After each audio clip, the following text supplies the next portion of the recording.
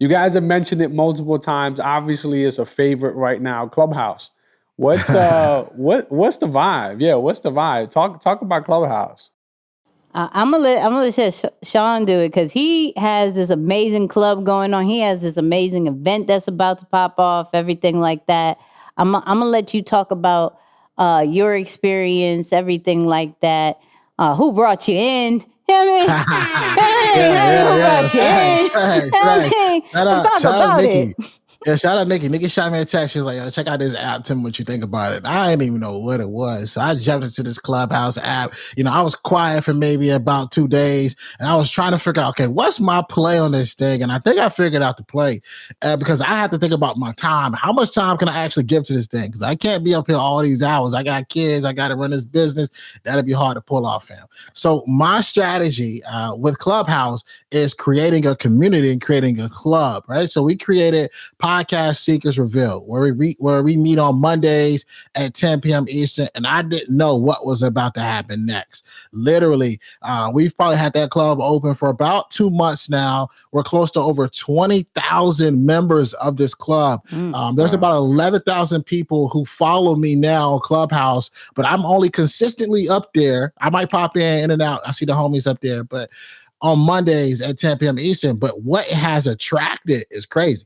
So you think about the biggest podcasters in the world, whoever you think is the biggest, they've been into this room on Podcast Secrets Revealed, moderating. We're talking about $1 million worth of game. We're talking about Lewis Howes, Pat Flynn.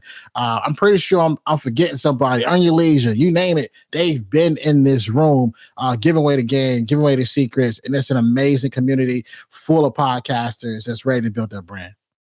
Can we have an honest conversation though?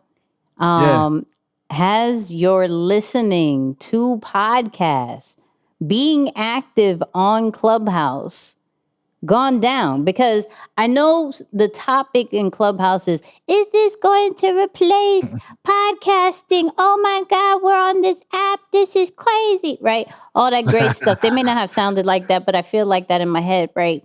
And I don't feel like it's going to replace, but I'm realizing that I need to catch up on my Joe Budden podcast. I need to catch up on Pat Flynn. I need to catch up on almost every single podcast that I listen to. I got to catch up to Shawn's podcast. There's so many that I'm missing. I'm trying. And then now I only have like a short attention span. Like I used to have the whole 3-hour attention span for Joe. It was there. I was there for it. And now I'm like, bling, bling, bling. Oh, wait, hold on. Let me turn this off and let me go back to Clubhouse. Like, is yours? I'm not going to say for everybody. I'm going to be transparent and say, yes, mine has gone down. Still listen to this podcast though. But has yours gone down? The crazy thing is, mine hasn't. I think because of curiosity is excited. But you know what's also crazy? The bag has gotten better. And what I mean by the bag has gotten better is it. And I'm telling you, I'm gonna give away the game on here because I'm gonna put it in. I'm gonna give y'all the game. A couple ways the bag has gotten better. One, as I'm talking, people are like diving into my Instagram, and you gotta think about the community that I'm creating on Clubhouse is my community. Right? I help people build brands through podcasting. So as I'm talking, I see Stripe payments getting made. I see people buying ebooks. I see people buying classes. But also too, for me, when I hop in rooms, I'm so intentional about being in rooms. And because the Podcast Secrets group has, gaining the attention and people hear me say the big names, when I hop in rooms, a lot of people who are getting new to the app, who are big names, they're following me. So here's the thing where my strategy has changed is I've gotten so many people that are about to be on my show. I'm running out of time and I'm running out of dates because what's happening is that as people on these stages and they're in these $1 million rooms and these big names are in the rooms, what they don't know is there's a button that you can press where you can take people into a private room. So as they're in this room with all these people, man, I'm in so many private rooms talking to the who's and people I would have never normally talked to that quick. And I'm making some crazy connections, some crazy moves, and they're either on the show or coming to the show or we got something in the works. That's crazy. I mean, you got to move strategically in Clubhouse. Like, if not, you're going to get caught up in just the FOMO vibes and just absorbing way too much content, way too much information that maybe you're not so ready for, right? What I do like about Clubhouse is that you do like listen, like you're literally in the room. Like, you got to be in the room, you got to be, at the feet of these people. And right now, you can be, right? Now, I'm going to play a little devil's advocate. I think it's going to transform into what we typically see with social media. Once these real big names really get the hang of it, it's going to get very clicky. It's going to get like super salesy at a certain point, right? But at this moment, at the beta stage, there is still so much opportunity that is there. There is so much people, like so many people still getting on that are high execs, that are, big names, that they at this moment have about 1,000 followers. Where if you was to go on Instagram, if you go on Facebook, Twitter, LinkedIn, they got hundreds of thousands and millions of followers. You wouldn't even be able to touch them, let alone get into their programs, because that's over $2,000, $3,000, $10,000, where you're going into these rooms and it's free. Like, there was me and you were in a room with Dame Dash, right? Yeah, Fire, facts. fire room, right? There was one where Swiss Beats was talking about art and Meek Mill was going in about finances. All the like things that we possibly couldn't have before. We didn't have before.